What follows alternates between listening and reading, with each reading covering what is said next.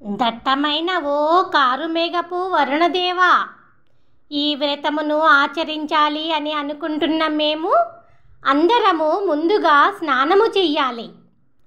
ఏదో కొంత వానను కురిపిస్తావేమో.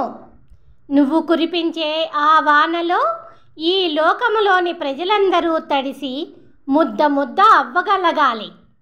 నువ్వు చేసే ప్రతి పనిలోనూ మాకు ఆ భగవంతుడి దివ్యలీలలే కనిపించాలి. నిండైన ఆ నడి సముద్రములో మునిగి నీటి ఆవిరిని గ్రహించి నీలిరంగుతో నిండిన పెద్ద దట్టమైన మేఘములతో నువ్వు ఆకాశమంతా ఆవరించి ఉన్నప్పుడు ఆ నీలమేఘ శ్యాముడి నల్లని దివ్య శరీరమే మాకు కనిపించగలగాలి.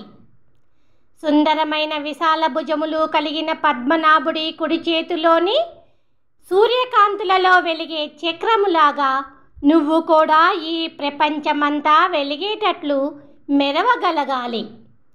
రాక్షసుల గుండెలో అదిరేటట్లు చేసే శ్రీహరి ఎడమ చేతిలోని శంఖము యొక్క ధ్వని వలె దిక్కులు అన్నీ ప్రతిధ్వనించేటట్లు చాలా గట్టిగా ఉరమగలగాలి.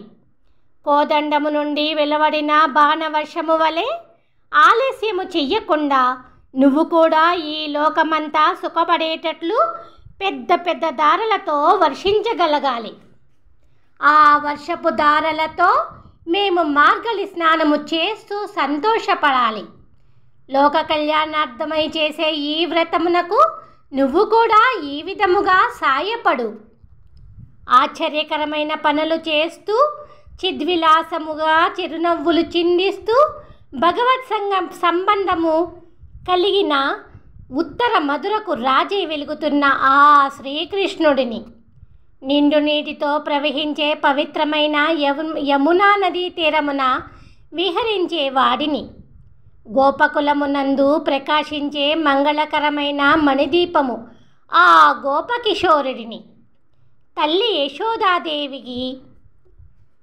యశోదాదేవిని భక్తి పార్వస్యముతో మురిపించిన ఆ దామోదరుడిని మన పవిత్రమైన మనసుతో కీర్తిద్దాము. ఆ స్వామి శ్రీ మహావిష్ణువుకు చాలా ఇష్టమైన పువ్వులు అనగా అహింస, ఇంద్రియ నిగ్రహము, సర్వభూత దయ, క్షమ, జ్ఞానము, తపస్సు, సత్యము, ధ్యానము అనే పుష్పములను భక్తితో నిండుగా సమర్పిస్తూ మన శరీర ఇంద్రియములు అన్నిటితోనూ సాష్టాంగ నమస్కారములు చేస్తూ మన మనస్సులో ఎల్లవేళలా ధ్యానిస్తూ మన నోటితో ఓ మాయాలోలుడా, ఓ మధురానాయక, ఓ యమునా తీర విహారి, ఓ నందవ్రజ మంగళదీపమా, యశోదాగర్భ ప్రకాశమా, ఓ దామోదర అని అంటూ ఆ స్వామి దివ్యనామములను కీర్తించగలిగితే చాలు.